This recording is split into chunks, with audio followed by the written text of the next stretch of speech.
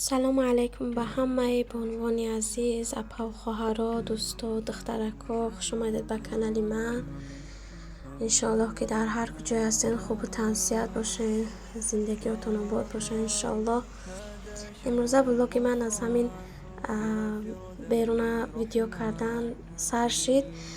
ما راستی همین که چی شود ایخواه خیزم اولین کار که میکنم همین پرده ها روز کرده بیرون نگاه میکنم که هوا چخله. از بس که اینجا برف همین دیگه کمتر هوا افتاوشه خیلی جالب میتا. با خلاصه همین خیلی بیرون هم خیلی سیمکه کردم افتاد خوش رو. امروز پرده ها را اوسه کردم کمتر افتاد رو گفتم بیرون ده بچه ها بازی داشتم. نمیدونم در ویدیو دیده میشید یا نه.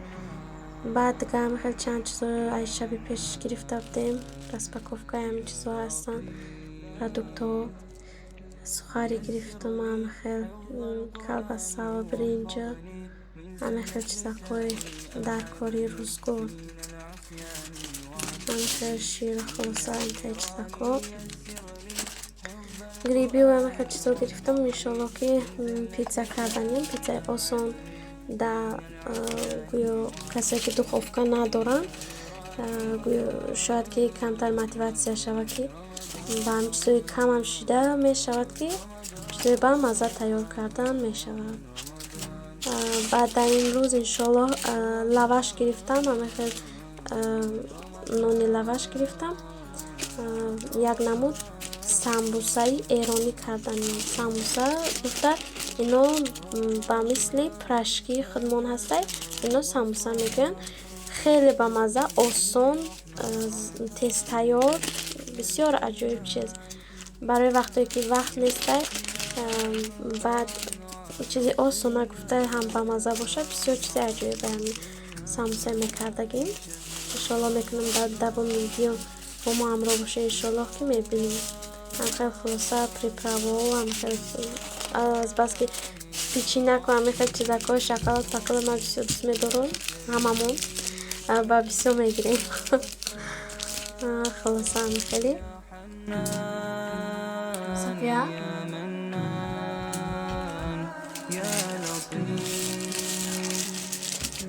يسر لي حفظ القرآن واحفظني من زلة لساني أعظني من العصيان واعتقني من النيران. يسر لي حفظ القرآن واحفظني من زلة لساني أعظني من العصيان واعتقني من النيران.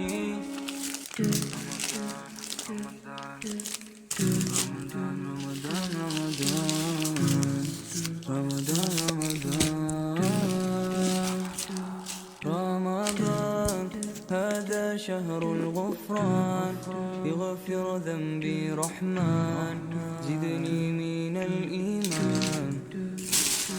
يا رحمن أعن على الصيام، أعن على القيام في شهر رمضان.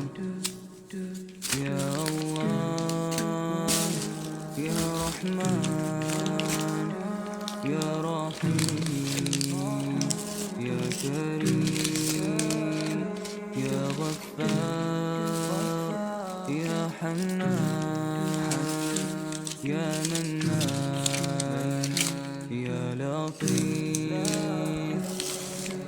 يسر لي حفظ خیلی القرآن. دخترکا همینجا در من فیلتای نو گرفتم. فیلتای من کمتر سس بود، باید فیلتای نو گرفتم که اشتباه وقتی چیزایی که تیز باید که سرخ شوند دیر کنی او چیزا روغن میکشن. گفتم خیلی فیلتای چی گفتم هم در وقت اصراف نشود، برای همون یک فیلتای نو گرفتم، فیلتای چک. خیلی انا که انشالله اینجا در سامبوسه ایرانی که گفته بودم انا را میپزیم. خیلی نگاه کنی که چقدر با مزه، چقدر خوش روی بریون نکای، چیز عجیب بود. انا من این دفعه با کارتوشکا کردم، انشالله در ویدیوی بعد با گوش قطعی هم تیار میشه. انشالله که تیار میکنم با ویدیو میکنم انشالله میتونم. همه خیلی با همین نانی لواش قطعی اما کارتوشکا را جوشاندم تیورکا گذراندم.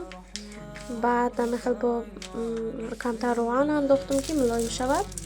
بعد همین پریپراوایی که هستن در می ویدیو دیدیستن و با خشوتا نشان میتم همینا رو هم مرا ارالش میکنیم. با میتونی که در درون همین سیرم اندازی. در وقتی که پیچوندن سیر اندازی. ما گرفتم سیرن که نه انداختم، فراموش کردم نه انداختم. شما میتونین که با سیرم در بالاش وقتی که پیچوندن بعدی که چیو را که انداختین سیرم در بالاش اندازین، بسیار باز با مزه تر میشه. يسر لي حفظ القرآن واحفظني من زلة لساني أعظني من العصيان واعتقني من النيران. يسر لي حفظ القرآن واحفظني من زلة لساني أعظني من العصيان واعتقني من النيران. رمضان رمضان رمضان رمضان رمضان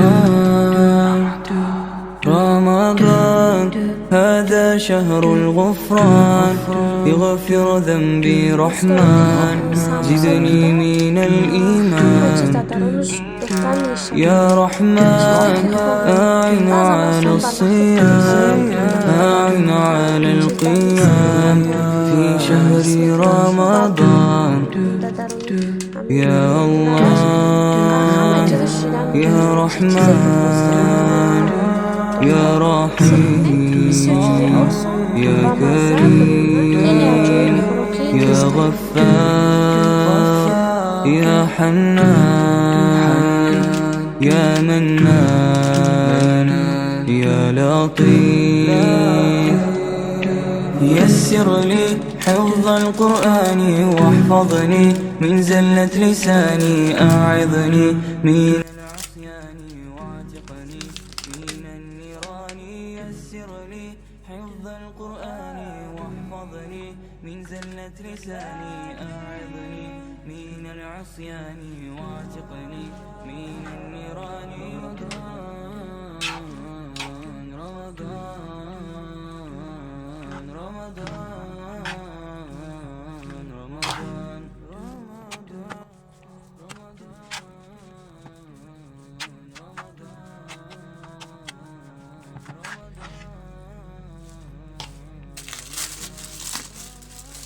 بعد ایجاد همین نون لواش بروردم.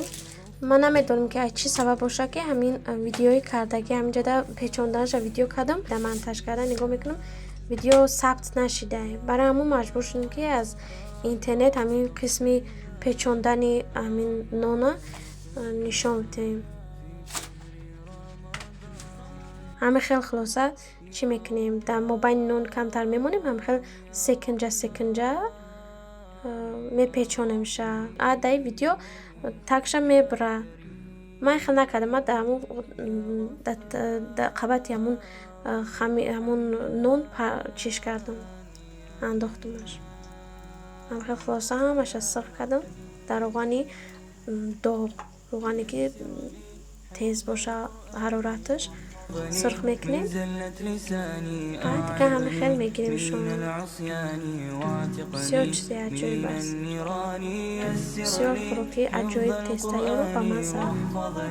من زلة لساني أعظني من العصيان واعتقني من النيران.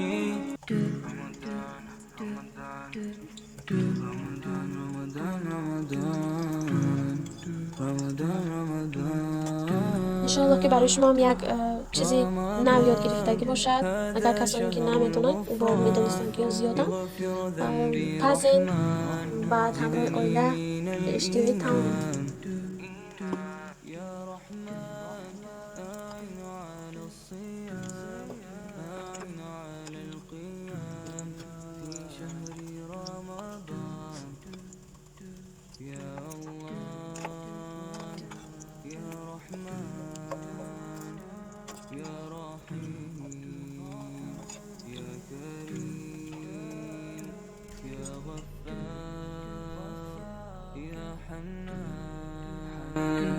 يا منان يا لطيف يسر لي بعد ما الشهر ده بیرون رفته بودیم خیلی دخترچه من بودیم من کمتر زلة لساني زیر نشه گفته راستی کارتوشکا را جوشون داده بودم پیشتر بعد همه خیلی بیرون رفته اومده دیگه سرعت يسر لي حفظ القرآن واحفظني من زلة لساني أعظني من العصيان واعتقني من النيران جمله تماشا کرده رسیم کردیم رمضان بعد همینجا در ما یکم بود دخترچه ما نمیموندم که در روی زمین در روی برفون راه بگرده به خاطر که گفتم که یکی نغلطه نه که واسه دیگه ایجا در یکم بود در روی برفون موندمش که راه بگرده خبیدمش به حد میترسیم که یکی نغلطه خدا را گفتم که یکی نغلطه که نکی جای یخته نبودم به جای راه بودم بعدم خیلی کمتر راه گشته خیلی ضعف کردم خیلی فورسته بودش که